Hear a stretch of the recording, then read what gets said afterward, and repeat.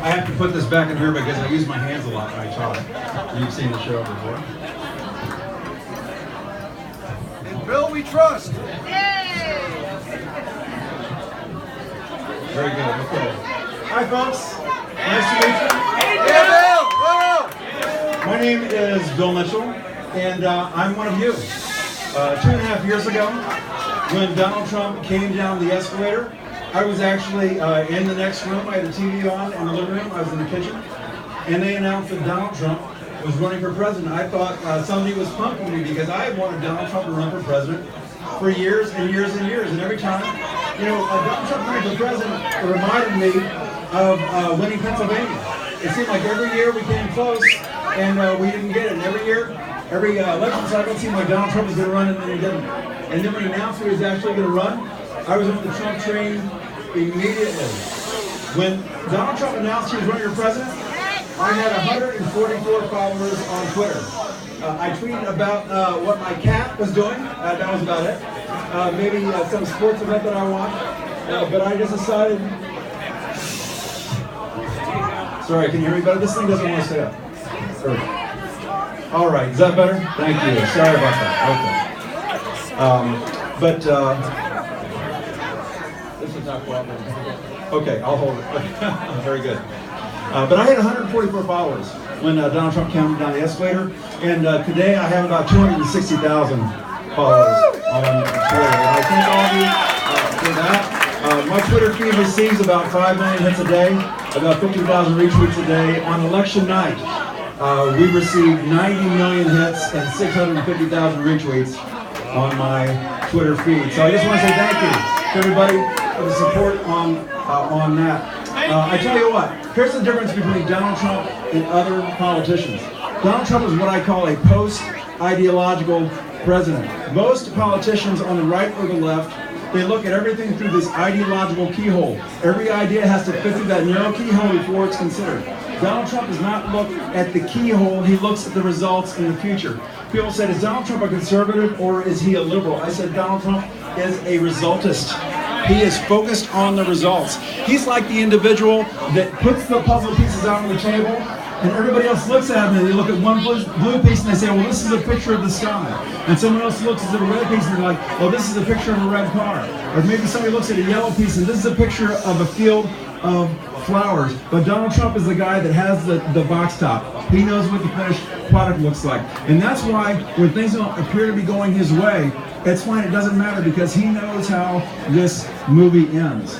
One of the ways that he defeats the media all the time is the media are what I call linear thinkers. Okay, a linear thinker is someone where each event in their timeline has to make sense all by itself, okay? The media lives by the news cycle. Most politicians live by the news cycle. Every news cycle has to be a winner or they walk away from it. A strategic thinker doesn't think that way at all. They are much broader. They have a much broader strategy. And so they're able to fool the linear thinkers so often. And this is why the media always thinks Donald Trump is crazy, or he doesn't know what he's doing, or he's foolish because they're linear thinkers. One of the benefits that strategic thinkers have is that linear thinkers think we're crazy. We're not. We use that against them.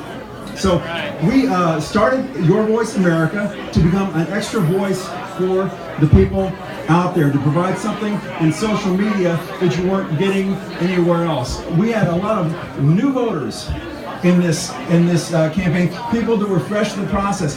New voters are very enthusiastic. They're also a little on the fragile side. Okay, very up, very down. And the media's only hope then, and the media's only hope in the future, is to scare us away from voting, to scare us away from making phone calls, from knocking on doors, for turning out for Donald Trump. That's their only hope because they have no agenda to run on. They can only hope to tear us down.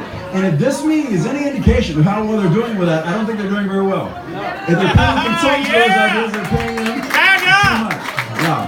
So, but Your Voice America has done great. We have, the way we're structured, we're on 5 nights a week.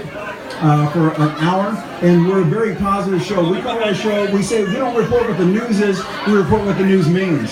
So the media beats you up all day, you come and listen to Your Voice America night, and we lift you up. We make you feel better. We make you understand. Exactly. When the show is me, I have 8 outstanding co-hosts from all walks of life. It's really fantastic. We are moving down to Palm Beach in Florida. We are going to be opening brand new professional studios there. We're going to be having folks that are down at the Southern White House come by and talk to us. We're looking at entirely new social media programs that most of you have never heard of before, but can absolutely dominate. Because here's the problem. With YouTube and Twitter and all these, I love the opportunity Twitter's given us, but face it, these are run by liberals, and we get tired of going to their castle door to beg for our bread. Okay? So we're going to create something brand new out there. This is just the tip of the iceberg. The left has got nothing. They cannot stop us. We are a force of nature. You know, a lot of people said at the beginning the Trump campaign was a tidal wave. I said no. The Trump campaign is a tsunami. A tsunami is where the ocean floor itself rises up and the entire ocean comes ashore. And the Democrats kept trying to throw out these little scandals and things like that. These were like little dikes built against a 100-foot wall of water. We just went right over that, you know? And here's the thing, that Donald Trump, when he said, I am your voice, what that means is he is our self-actualization. How many of us here for 30 years after Reagan left office would watch our TV sets and watch our Republican representatives on TV and feel like throwing our shoes at the TV and saying, just say it, just stand up to the liberals, stop giving up, stop being a John McCain and looking for approval from the media. And Donald Trump finally came out and he said out loud what we were thinking in our minds and thinking in our hearts. And this is why we never abandoned Donald Trump, because he became us. He was us. He was our voice. It's just a remarkably exciting time to be alive. I've been very fortunate. I've been very fortunate on Twitter to be one of the voices that help people debunk the polls. That's right. You know, we got all the polls, right? They lie in the polls. They lie in the polls. What they do in their polls is they want to use the poll to create a premise to lead their news cycle that Donald Trump is failing. And so we would see these polling samples with D plus 12, D plus 14, D plus 16 samples. Meanwhile, in the the primaries, the turnout was R plus 1. So how do you have an R plus 1 turnout in the primaries and yet a D plus 16 sample in the general election? You don't.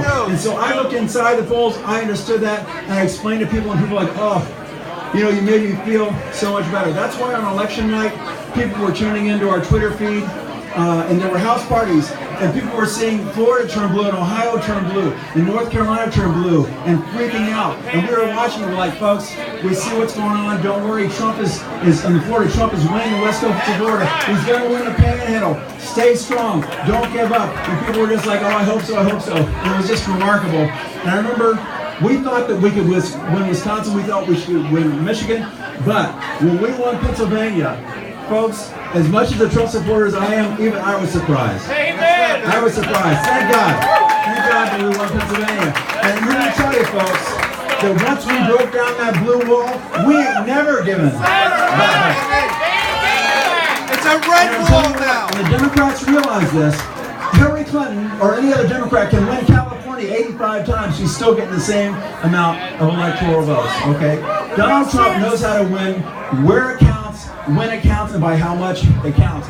Anything more than what he won by this time would have been wasted effort. We won Wisconsin, we won Michigan, we won Ohio, we won Pennsylvania. That's the blue wall, folks. That's the Rust Belt. And where's Donald Trump putting all the new jobs now? In the Rust Belt, Wisconsin, Michigan, Ohio, Pennsylvania. The Democrats, I guarantee you, in their smoke-filled rooms behind the scenes are panicking right now because they have nothing. Resist failed. Russiagate failed. The better deal failed. My God, can you imagine? Who comes up with those slogans, right? The better deal failed. And now, after the tragedy that happened today in Charlottesville, they're trying to paint the Nazi label on us. That's not us. That's not our group. That's not the Trump base. That's much more like Antifa. That's much more, they're the fascists, we're not the fascists. We're for making America great again. I tell you what, in the Trump train, there is no black, there is no white, there is no man or woman, there is no Christian, Jew, or Muslim. There is only make America great again. And anybody who believes in that is a part of the Trump train.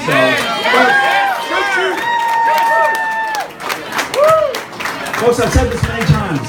I remember when Trump went after Syria, when Trump bombed Syria? A lot of people, some big pundits, jumped off the Trump train. They said, "Oh, Trump is he's breaking his campaign promise." No, he wasn't. I was explaining this to folks.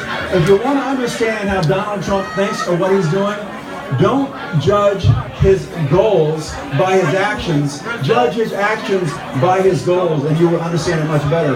Donald Trump realized that he had one chance to make a strong impression on the international stage. One shot to do it. Syria came up. Barack Obama would have had 6 months worth of meetings, okay? 6 months worth of investigations, 6 months worth of wasting the taxpayer dollars. Donald Trump at noon said, "I'm unhappy with what happened in Syria." By 5 o'clock that night, the bombs were flying. That's right.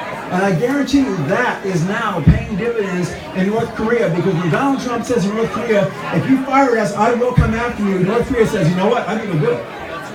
I think we'll do it because they did it in Syria. He didn't say, we only get one chance to lead, and Donald Trump did it. So folks, be very excited.